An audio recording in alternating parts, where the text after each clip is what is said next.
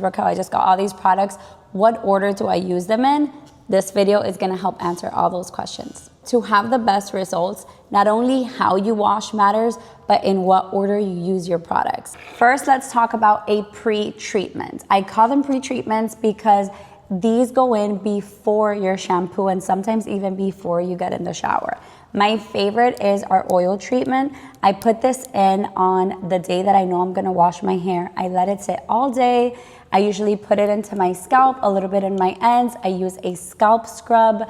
I pick up my hair and I go about my day. Later that night, I'll wash it off. Or you can let it sit overnight and wash the next day. This does wonders for your scalp and for your hair. This is one that I consider a pre-treatment. Now there's a few others that I do consider pre-treatments as well because they are before your shampoo. For example, our scalp scrub, which I'm actually out of because it has been sold out for so long. One of my favorite products. That is also a treatment. You use it every few washes to really deep clean your scalp. Same thing goes for our scalp comfort. If you have any dandruff, an unbalanced scalp, any scalp issues, or our apple cider vinegar rinse, these are all gonna go before your shampoo.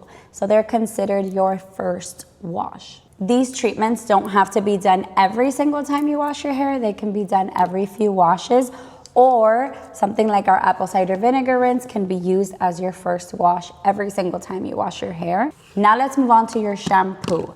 No matter what products you're using, you are always going to shampoo twice. You can be using a treatment and then a shampoo, or just double shampoo, or you can be using two completely different shampoos to get benefits from both different lines. But no matter what, you are always going to double wash. So you would be washing, rinsing, washing again, rinsing, and then moving on to your in-shower treatments. Your in-shower treatments are anything like a hair mask, our smoothing anti-frizz treatments, our bonding repair. All of these are considered in-shower treatments because you're gonna use them in between your shampoo and your conditioner. My biggest tip with this is to let these sit. Let them marinate and let them work their magic. After you are done applying them, they're applied from the ears down. You wanna pick up your hair, put it in a hair clip, wash your body as they sit so that they can work their magic. Once you're done and you rinse them out, then you can move to your in-shower conditioner. This conditioner is gonna seal in everything that those hair masks did. Then comes your serums. I want you to think of your after shower routine the same way you think of applying skincare.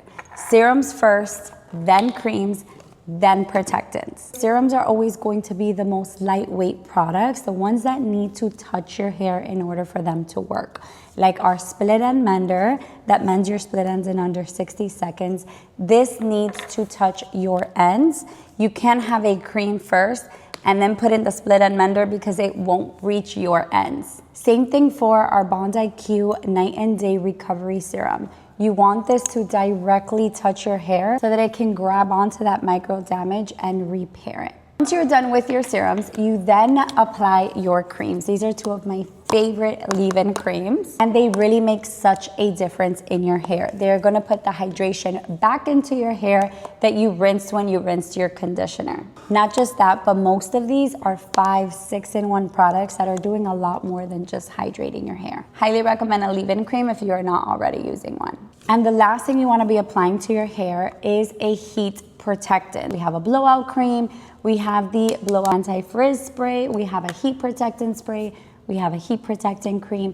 It's all a matter of preference, but these really do put a shield in your hair to protect it, not just from heat, but other outside pollutants. So you definitely don't wanna be putting that shield into your hair before your serums or your leave-in creams. You want those to absorb in and seal with a heat protectant. So just remember, heat protectant always is the last thing you apply to your hair. I hope this helped you learn the order you should be using your products and what you can incorporate into your routine to get the most amazing results. Look at this volume that I have from the Dry Texturizing Spray. It is one of my favorite styling products. And if volume is one of your concerns, you need to grab it next time.